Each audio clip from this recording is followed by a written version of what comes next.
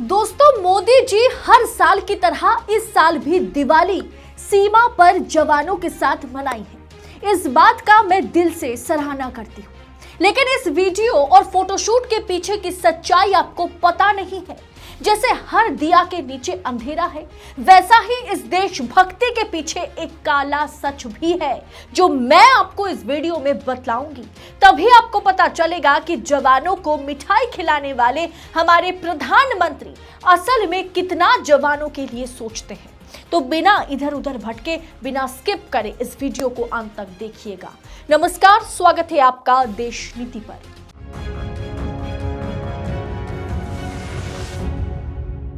देश नीति, केवल सच्ची और पक्की खबरें। दोस्तों, ये वीडियो सोशल मीडिया पर खूब वायरल है, जो इस वक्त आपकी स्क्रीन पर दिखाई दे रही है। शायद ही कोई ऐसा प्रधानमंत्री हो जो दिवाली के मौके पर अपने परिवार के साथ नहीं, बल्कि सेना के जवानों के साथ दिवाली मनाते हैं, जो कि बहुत बड़ी बात है। मोदी जी कहते हैं कि सेना के जवान ही मेरा परिवार है, लेकिन इस देशभक्ति के पीछे किस तरह की सोच है, किस तरह की मानसिकता है, उसके बारे में आप जान लीजिए। जिस सेना को मोदी जी अपना परिवार बता रहे हैं, उस सेना के साथ मोदी जी ने क्या किया। पहला, मोदी जी ने सेना, जो कि देश का सबसे संवेदनशील अंश है, उसका राजनीतिकरण किया। दोस्तों, ये खुलासा हो चुका है कि 2019 का चुनाव मोदी जी और भारतीय जनता पार्टी जवानों की शहादत पर लड़ी है और जीती है। जवानों की शहादत को पूरी तरह से मोदी जी ने पॉलिटिकल बना दिया था। उस पर जब जम्मू कश्मीर के गवर्नर ऑब्जेक्ट करते हैं तो उन्हें चुप कराया जाता है।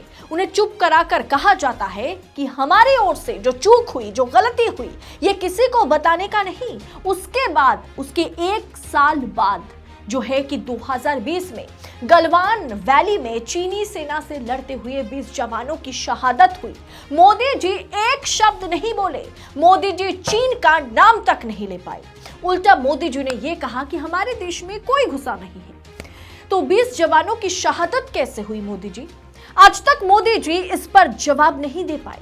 इसके बाद आता है अग्निवीर योजना। क्या मोदी जी को जरा सा भी इल्म है कि अग्निवीर योजना को ला करके उन्होंने देश की सुरक्षा के साथ कितना बड़ा खिलवाड़ किया है?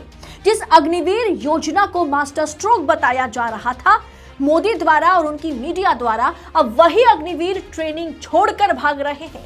एकदम सही सुना आपने, वो बीच ट्रेनिंग छोड़कर भाग रहे हैं। दूसरी तरफ नेपाल ने अग्निपथ योजना के तहत भारतीय सेना में गोरखा की भर्ती पर जो रोक लगाई थी पिछले साल, वो अब भी बरकरार है, वो आगे भी जारी रहेगा। अग्निवीरों के साथ भयंकर भेदभाव हो रहे हैं दोस्तों, भेदभाव किया जा रहा है। अग्निवीरों को इस बार दिवाली में कोई बोनस नहीं मिला, जबकि बाकी सेना के जवानों को मिला है। सेना के जवानों को दिवाली में बोनस दिया जाता है, लेकिन अग्निवीरों के लिए ये स्कीम लागू नहीं है। मतलब जो है कि सरकार सेना को भी बजट फ्रेंडली बनाने की कोशिश में है। देश के लिए मर मिटने को तैयार जवान 4 साल के लिए क्यों भर्ती होगा भाई? ये सवाल तब उठा था जब मोदी जी इसे मास्टर स्ट्रोक बता करके लॉन्च किए थे, लेकिन मनमाने ढंग से सरकार चला रही सरकार किसकी सुनती है? किसी की नहीं सुनती। आज अग्निवीर ट्रेनिंग छोड़कर भाग रहे हैं, क्योंकि 4 साल के ठेके पर हजारों की संख्या में रिटायर होने वाले अग्निवीरों का भविष्य क्या है, फ्यूचर क्या है? क्या वाकई उन्हें बीजेपी पार्टी ऑफिस में बतौर चौकीदार के पोस्ट में तैनात किया जाएगा, जैसा अमित शाह ने कहा था? प्रधानमंत्री की प्रयोगशाला के इस नए एक्सपेरिमेंट से देश की सुरक्षा और युवाओं का भविष्य दोनों खतरे में चला गया। खबर देखें दोस्तों, अग्निवीर स्कीम से अब युवाओं का हुआ मोह भंग। ट्रेनिंग छोड़कर भाग रहे अग्निवीर। ट्रेनिंग छोड़कर भागने वालों से खर्च वसूलने के लिए सरकार ने ऐलान कर दिया। सरकार अब खर्च वसूलेगी। जरा सोचिए, सोल्जर, सेना, जिनके सम्मान में हर किसी का उनके आगे सर झुकता है, आज सरकार ने उन्हें कहां से कहां ला दिया है। जनसत्ता की रिपोर्ट के मुताबिक एक अधिकारी के हवाले से बताया गया कि पहले बैच में 50 से ज्यादा युवा ट्रेनिंग बीच में छोड़कर चले गए और दूसरे बैच में भी वही हाल है।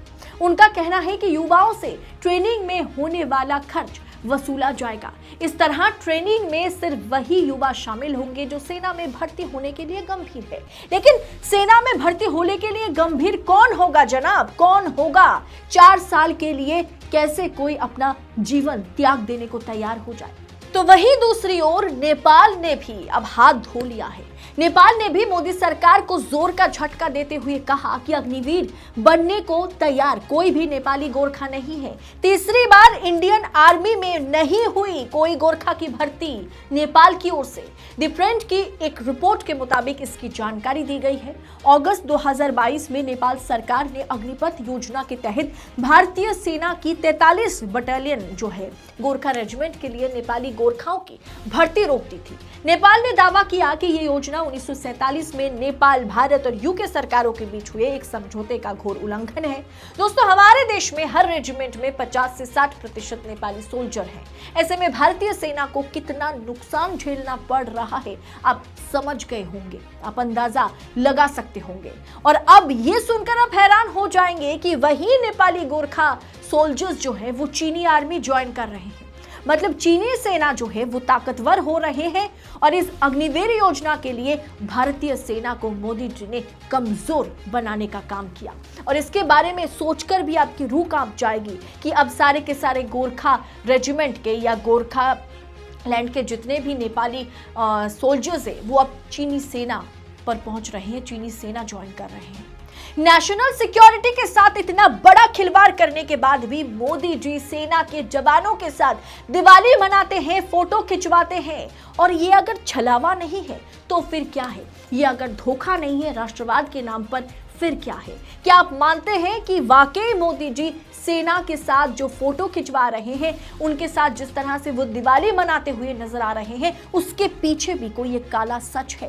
क्या वाकई मोदी जी राष्ट्र भक्ति के नाम पर सेना के साथ खिलवाड़ नहीं कर रहे? क्या वो नेशनल सिक्योरिटी के साथ खिलवाड़ नहीं कर रहे? क्या वो अग्निवीर योजना को ला करके हमारा जो सेना है उसे कमजोर नहीं बनाया है? आप अपनी राय कमेंट कर निष्पक्ष होकर हमारे साथ शेयर करें कमेंट बॉक्स में। बाकी अगर आपको ये वीडियो, ये रिपोर्ट पसंद आई है, हमने जो सवाल सत्ता पर उठाया है वो अगर आपको सही लगा तो इस वीडियो को दबा करके शेयर करें, आगे फॉरवर्ड करें, जितना लोगों तक हो सके इस वीडियो को पहुंचाएं। तभी लोगों को पता चलेगा कि सच क्या है और क्या सामने दिखाया जाता है। ऐसे में अगर वीडियो पसंद आई होगी तो वीडियो को लाइक करें, शेयर करें और हो सके तो आर्थिक तौर पर देश नीति को मदद करने के लिए थैंक्स ऑप्शन का दोस्तों इस्तेमाल जरूर करें। बहुत बहुत शुक्रिया। जय हिंद, जय भारत।